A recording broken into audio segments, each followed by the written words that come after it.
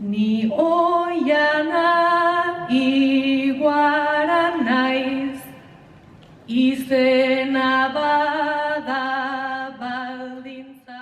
United Nations declared the year 2019 as the International Year of Indigenous Languages, giving rise to several activism and activities that go a long way in supporting the promotion, the preservation, and the development of indigenous languages of the indigenous people. It's going to rain. Someone said it's going to rain. I think it is not so because I have not felt the earth and the way that it holds still in anticipation. I think it is not so because I have not yet felt the sky become heavy with moisture of preparation. One of the poets said, joy, love, and unity. We decided that's the theme. And so the next one will be a decade conference. And the theme is going to be joy, love, and unity. Oh, great. And don't tell my chancellor, but yes, I think we're going to do this at least one more time. One of such activities was the Perspective Conference that was held in Perdue University, Forte Wayne. It is through our language that we communicate with the world. You could see that we have a difficult task in terms of multilingualism, monolingualism, because people are actually wondering how do you handle a multilingual nature educationally? Because if you talk about mother tongue education for the child, which of the languages is the child supposed to be taught in? So it's a way of saying that just let every language group do their own advocacy, try to promote their language. My name is Mosiah Salazar Blue Cloud, and I am of the Kickapoo tribe of Oklahoma. Unfortunately, we don't have anybody that remembers the Kickapoo sign that we most likely had. So our deaf people use ASL to communicate. Before Plains Indian Sign Language, the original point of Plains Indian Sign Language was intertribal communication between Siouan language people and Algonquian language people or Kiowa-Tanoan people. Different languages had to still communicate and trade with each other. We define our identity, express our history and culture.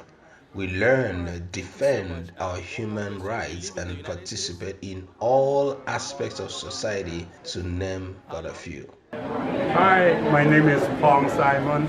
I belong to Mon community. This is Paul Ong Man. He is the representative of our community who is responsible for this booth. We are originally from Burma. This is our traditional Mon dress worn by male, white shirt and red sarong. For ladies, mình lên ông to the lady wear the same color, white shirt and red sarong too.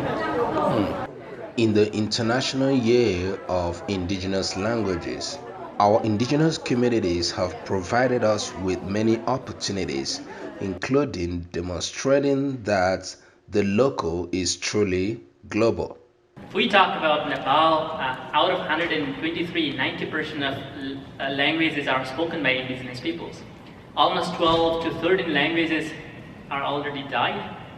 37 languages are in the verge of extinction, and 29 languages, indigenous languages, which have speakers less than 1,000 populations. I try to look at the representation of the different mother tongue, these indigenous languages, in our national language policy, which is enshrined in the National Policy on Education.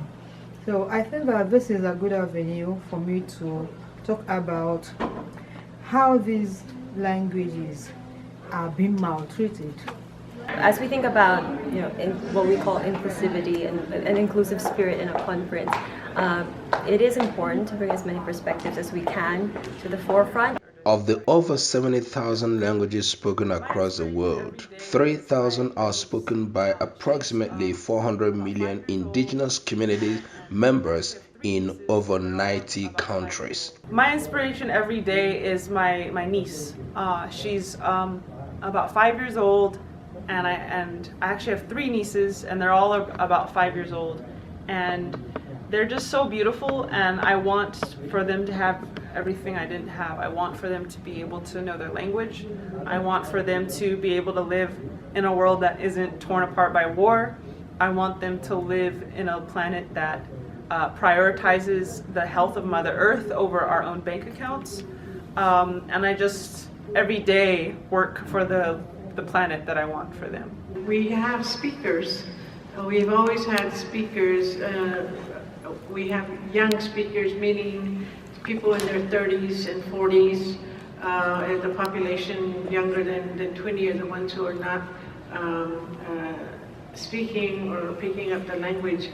And so this past year, we decided something had to be done. We cannot have all the languages developed simultaneously. I don't think we can have that. If you want to say let all the 500 and something languages develop simultaneously, no.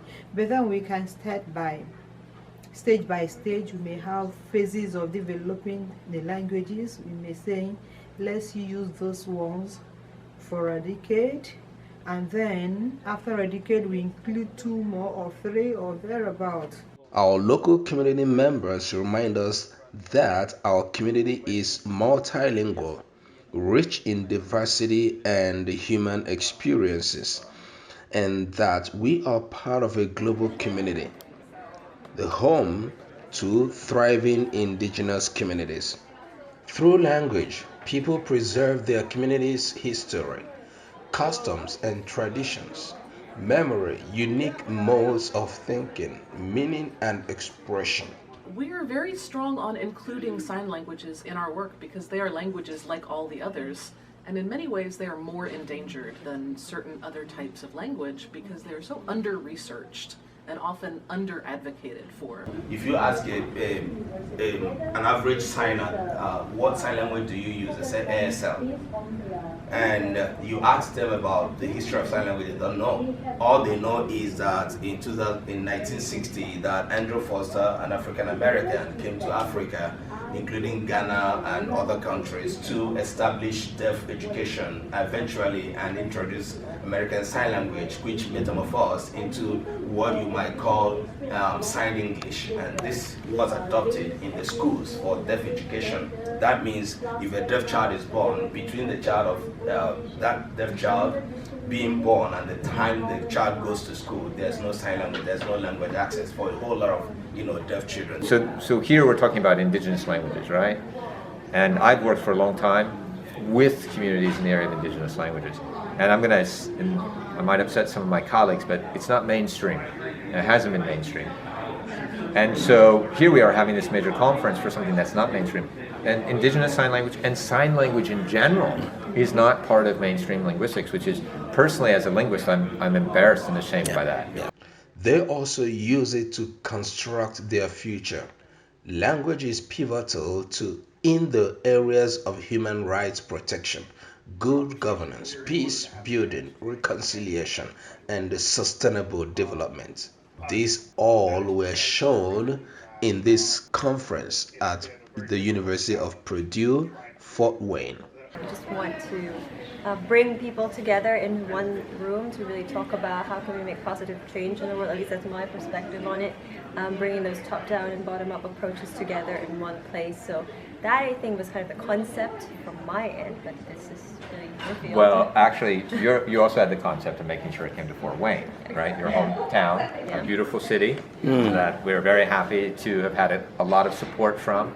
The city really opened up for us. There were a lot of people that volunteered and helped us. There's too many to name, but so many people helped us on our campus. It's really a university event. We got funding from every college. People gathered from all walks of life, from different countries and different communities, and representing different cultures. to show that a person's right to use his or her chosen language is a prerequisite for freedom of thought, opinion and expression, access to education and information, employment, building inclusive societies, and other values enshrined in the Universal Declaration of Human Rights. Many of us take it for granted that we can conduct our lives in our home languages without any constraint or prejudice. But this is not the case for everyone. And this is the reason people from different cultures and communities have gathered in Perdue, Forte Wayne to promote different cultures and languages, go back to history in different formats of conference presentation and panels and articles of different kind. Purdue Conference Perspective was a huge success